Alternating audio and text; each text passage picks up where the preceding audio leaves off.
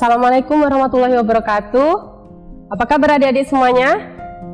Semangat pagi! Ya, kenapa saya bilang semangat pagi? Meskipun siang sore hari kita harus tetap semangat. Oke?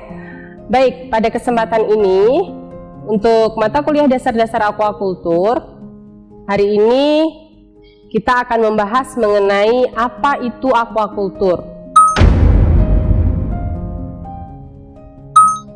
Sebelum masuk ke dalam materi aquaculture, saya akan memperkenalkan diri. Nama saya Kurota Ayunin, SPI MPMSC. Oke, langsung saja. Selanjutnya mengenai apa itu aquaculture. Ada yang tahu? Ada yang sudah tahu? Atau pernah dengar? Apa itu aquaculture?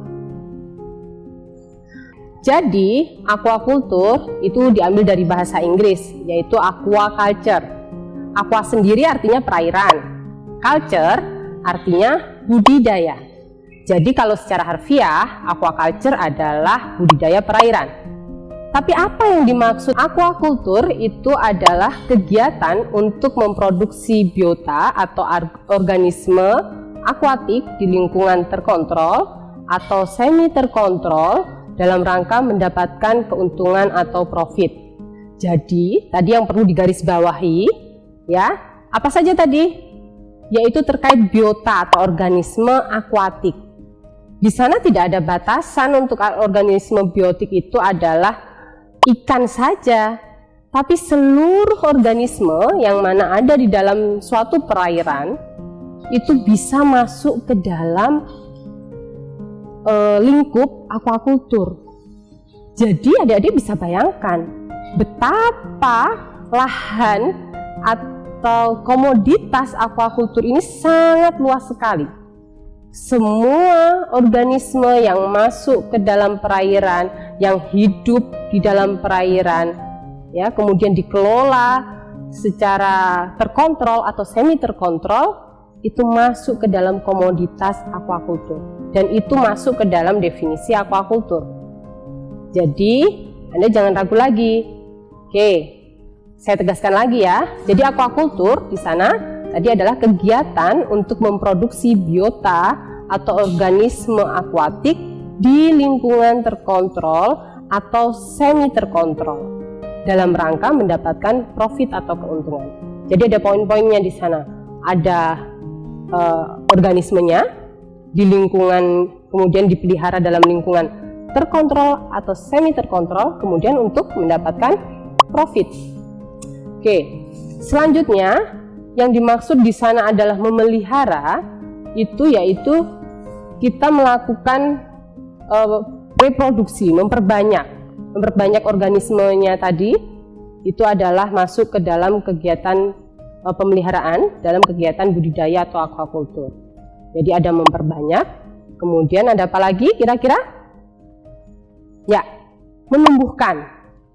Jadi kalau misalkan ikan dari kecil kemudian Anda merawat sampai besar, itu menumbuhkan, ya.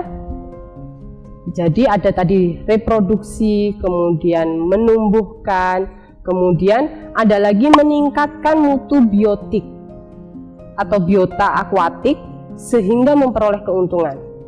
Jadi contohnya apa tadi? Kalau yang pertama reproduksi, misalkan dari indukan jantan dan betina, kemudian nanti ada benih-benihnya, menghasilkan banyak benih, ya, banyak anakannya, larva, kemudian itu sangat banyak jumlahnya, ribuan dan sebagainya. Berarti dia masuk ke dalam kegiatan reproduksi. Kemudian menumbuhkan, misalkan Anda memelihara dia dari kondisi larva, kemudian dipelihara 1 bulan, 2 bulan hingga panen, hingga ukuran dewasa atau ikan untuk ikan-ikan konsumsi, ukuran besar gitu ya. Itu berarti menumbuhkan. Atau memelihara misalkan contohnya, karena tidak hanya ikan tadi kan ya, rumput laut dari ukuran Anda menanam sana ya, ditanam rumput lautnya, ditaruh gitu ya, kemudian ditumbuhkan, kemudian sampai dia usia panen, kemudian kita panen. Itu berarti kegiatan menumbuhkan. Kemudian ada lagi meningkatkan mutu biota akuatik sehingga memperoleh keuntungan. Ini maksudnya misalkan Anda punya ikan kemudian Anda berusaha menyilangkan ikan tadi. Oh, saya pengen ikan saya nanti tumbuhnya makin besar, lebih cepat besar. Oh, ikan saya tahan penyakit. Itu berarti meningkatkan mutu biota. Atau contoh gampangnya, misalkan di sana Anda tahu ikan lohan, ya kan? Ikan lohan itu kan banyak corak atau variasinya. Nah, di sana bagaimana supaya variasinya bagus? Yaitu dengan peningkatan mutu. Oh, sehingga nanti ada muncul tulisan-tulisannya dengan menggunakan misalkan teknologi bioteknologi. Atau misalkan Anda punya ikan koi, kemudian Anda ingin mempercantik warnanya ikan koi tersebut, mempercerah warna sisiknya. Kemudian Anda menambahkan di sana pakan, di dalam pakannya dengan spirulina misalkan, untuk supaya sisiknya lebih cerah. Berarti itu termasuk kegiatan meningkatkan mutu biota akuatik. Oke, bisa dipahami sampai situ? Baik, jika bisa dipahami, saya akan lanjut ke slide berikutnya. Oke. Nah, terkait tadi definisi aquaculture itu juga diatur di dalam Undang-Undang Nomor 31 Tahun 2004 tentang Perikanan, yaitu berbunyi pembudidayaan ikan adalah kegiatan untuk memelihara, membesarkan, dan atau membiakkan ikan serta kemudian memanen hasilnya dalam lingkungan yang terkontrol. Oke. Jadi kegiatan perikanan itu tidak kemudian serta-merta kegiatan yang ada begitu saja, itu sudah diatur di dalam undang-undang di sana. Kita lanjut ya. Nah, selanjutnya mengenai budidaya atau aquaculture sendiri itu memiliki beberapa tujuan. Tujuan utamanya yaitu meningkatkan jumlah pangan. Jadi kalau Anda adik-adik ini melihat lagi tujuan dari Rencana Pembangunan Nasional, salah satunya ada untuk ketahanan pangan.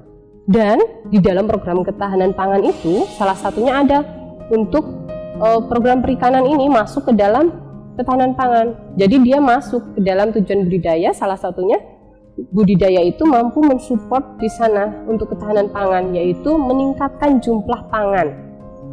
Oke. Selanjutnya, apalagi tujuannya? Mengimbangi penurunan persediaan ikan secara alami. Coba Anda bisa bayangkan ya, kalau misalkan tidak ada kegiatan budidaya, kemudian semua ikan itu diambil dari hasil tangkapan di laut atau di perairan atau di sungai, waduk, danau.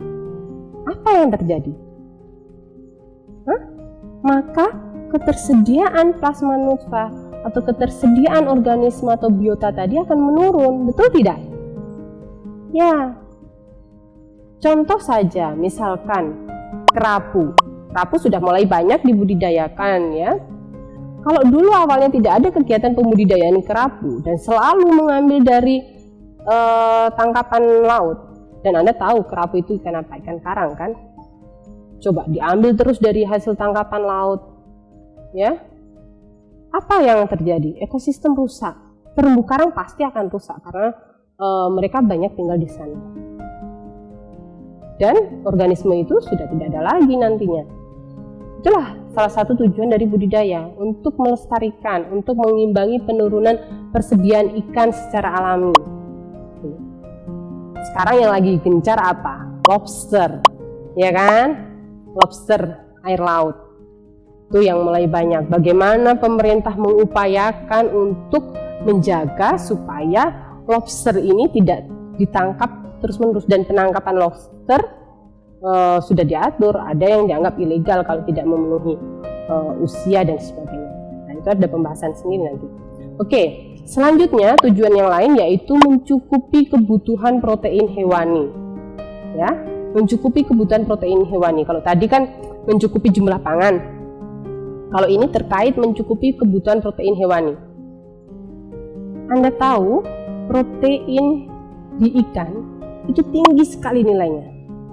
Makanya tidak salah kalau negara tetangga kita, ya, ambil contoh saja di negara Jepang. mereka banyak sekali menggunakan produk-produk makanan yang berasal dari ikan, bahkan dimakan mentah-mentah. Benar tidak? Kenapa? Karena protein hewani di ikan itu sangat bagus sekali, kaya omega 3, omega 6 dan sebagainya, vitamin dan sebagainya. Selanjutnya, meningkatkan produk lain seperti mutiara, rumput laut, ya. Tadi sudah saya sebutkan di awal bahwa produk atau hasil perikanan untuk kegiatan aquaculture itu semua organisme yang ada di perairan. Jadi seperti mutiara, rumput laut itu masuk dalam kegiatan aquaculture, yaitu masuk dalam tujuan usaha budidaya, yaitu meningkatkan produk lain di sana. Selanjutnya, kegiatan budidaya organisme air ini bisa meliputi apa saja? Dari mulai pengadaan benih, penebaran, kemudian meningkatkan produksi makan alami, ya melalui manuring dan fertilization. Jadi mulai dari pemupukan, ya di sana, pengapuran, pemupukan, kemudian pemberian makanan buatan atau artificial feeding. Selanjutnya mengontrol parasit dan penyakit. Kemudian ada lagi apa? Pemberantasan hama, panen, ya, sampai marketing itu ada di budidaya. Tapi untuk marketing, kemudian sampai bagaimana distribusi hasil produk perikanan sampai ini, itu biasanya akan lebih masuk ke